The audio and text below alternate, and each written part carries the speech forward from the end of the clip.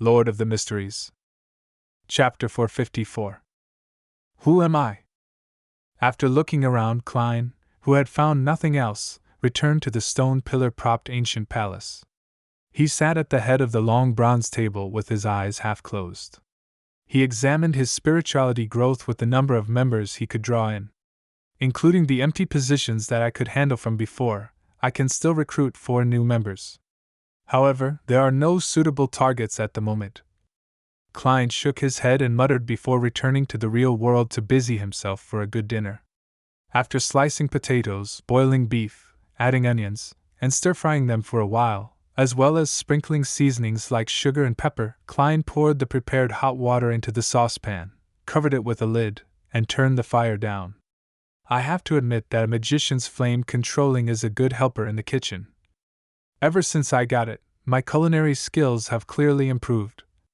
If it wasn't for the loss of control, the monsters, the searches, and the evil gods, the world would be at peace and perfect if everyone was dedicated to using their abilities without causing public damage. Klein sighed and left the kitchen to enter the living room. As the light from the wall lamp spilled out, Klein, who had been planning on flipping through magazines and wait for the appropriate time to throw in the potatoes, carrots, and the proper amount of salt, he couldn't help thinking about how to act as a faceless. Just after waking up this morning, my spirituality had completely stabilized. I discovered that although there aren't any signs of digesting the faceless potion in me, I do have a certain level of harmony. This is a phenomenon that never happened after consuming the seer, clown, and magician potions. With this in mind, Klein looked up at the oriel window. As it was already dark outside, it had become like a mirror, faithfully reflecting Sherlock Moriarty with his black hair, brown eyes, beard, and gold-rimmed glasses. Klein nodded thoughtfully. Perhaps it's because I've always been acting as Klein Moretti. Yes. In a way, Sherlock Moriarty is just Klein's disguise, not someone else. Although I've received many memory fragments and gained some of the original's feelings that previously existed, in essence, I'm still a guest from an alternate world. I am Earth's keyboard warrior, Zhou Mingrui. I've been through so much in the last 5 months that sometimes I even think I'm Klein Moretti. Amidst the silence, many thoughts flashed through Klein's mind, giving him a lot of insight. However, I'm still Zhou Mingrui, who's donning the skin of Klein Moretti. Someone who has never given up the idea of returning. He slowly closed his eyes. When he opened them again, the figure reflected on the oriel window had already changed. It was a young man with dark brown eyes and short black hair. His facial features were unremarkable, and he appeared refined, but he had obvious eye bags with an inkling of a double chin. This was Zhou Mingrui from Earth. Long time no see. Klein sighed, raised his hands, and rubbed his face. By the time he lowered his arms, he was back as Sherlock Moriarty. After this period of contemplation and adjustment, he inexplicably felt that the gap between his spirituality and the potion had reduced significantly, and there were signs of them slowly blending together. No wonder marionettist Rosego's teacher, yes, perhaps his teacher would say that you can disguise yourself as anyone, but you are ultimately yourself. This is likely a core principle of a faceless acting method. Once one forgets this point, it would be easy to forget yourself amidst the constant changes, eventually turning into a monster. Klein felt enlightened when he recalled what he had previously obtained via spirit channeling. He crossed his right leg and leaned back, quickly coming up with a plan for the future. Search for and conclude the actual acting principles for a faceless. In the Beyonder circles of Backland, through the Tarot Club, gather information about mermaids, in preparation to complete the ritual at sea. Directly or indirectly get the Solar High Priest Potion formula to help Little Sun advance to Sequence 7, so that he has the clearance to obtain the method for removing a rampager's mental corruption on a Beyonder characteristic. But I can't fully place my hopes on Little Sunday. I should still attempt to look. Klein, whose mood was slowly turning staid, snapped his fingers, reducing the stove's fire in the kitchen as the fragrance of beef emanated. At that moment, he heard the doorbell ring.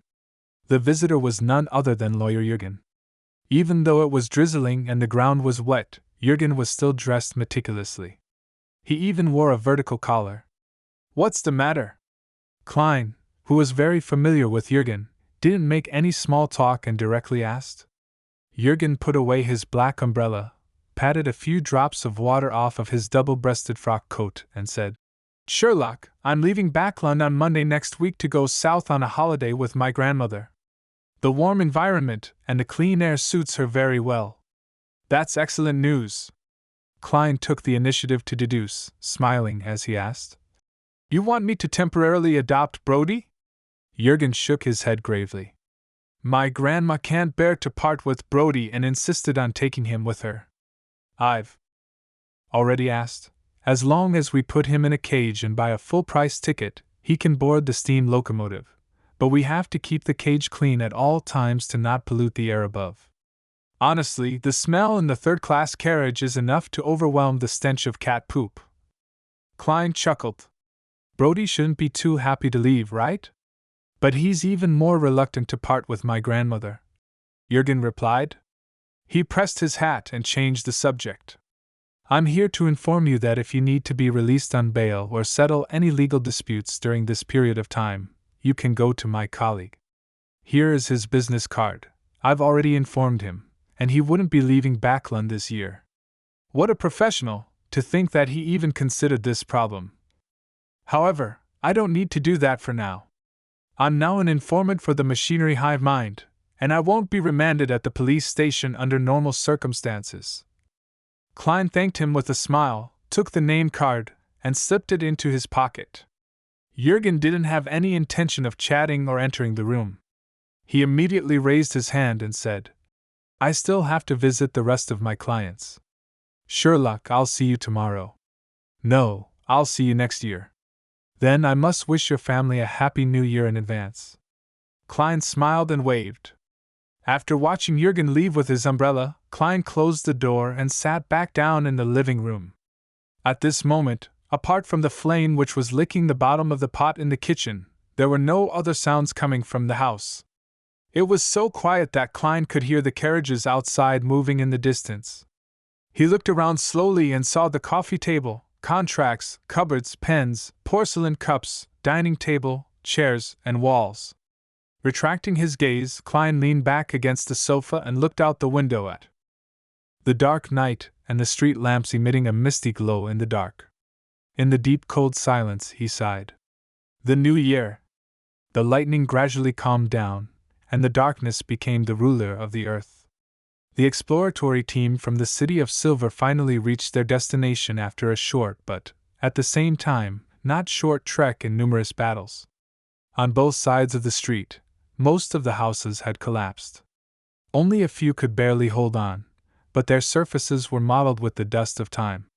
With the help of an animal hide lantern whose light didn't reach far, Derek Berg saw the completely collapsed walls and streets that were in such ruin that even weeds didn't grow.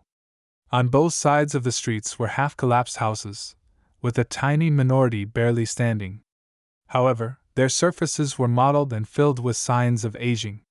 The white and blue colors that formed the foundation of the coatings, the pointed structures which were different from the City of Silver, had already turned gray, making it hard for anyone to imagine their original appearance. However, Derek could figure out the city's past through such observations.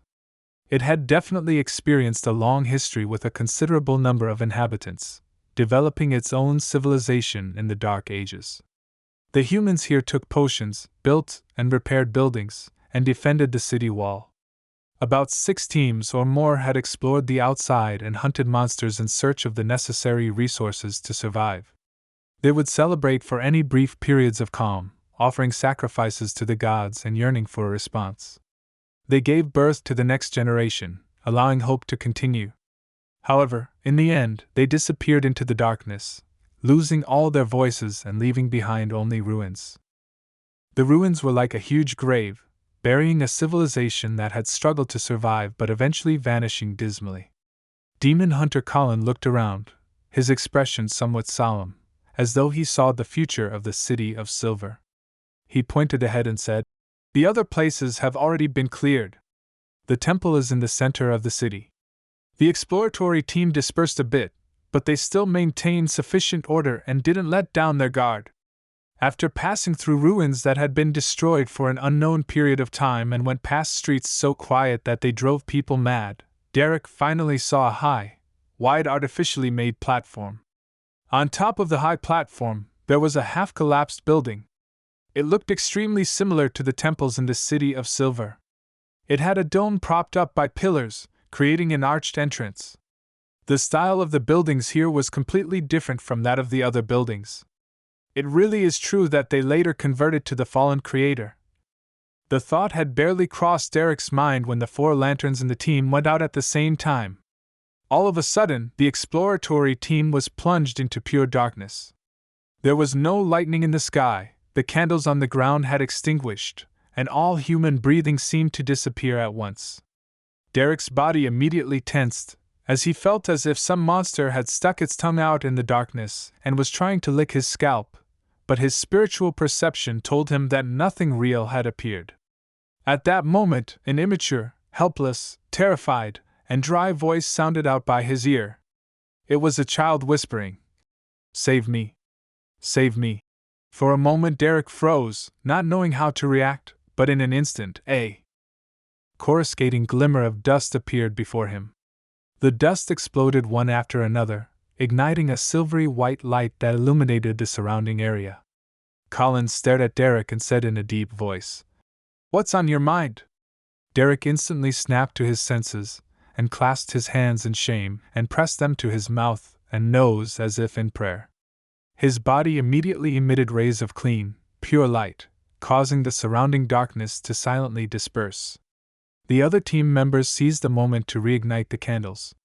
Because of the demon hunter's timely reaction, no members disappeared this time, nor were there any new members appearing. Colin retracted his gaze from Derek and looked at the half-collapsed temple on the high platform. He solemnly said, "From now on, we can't afford to be careless. We have to be on full alert."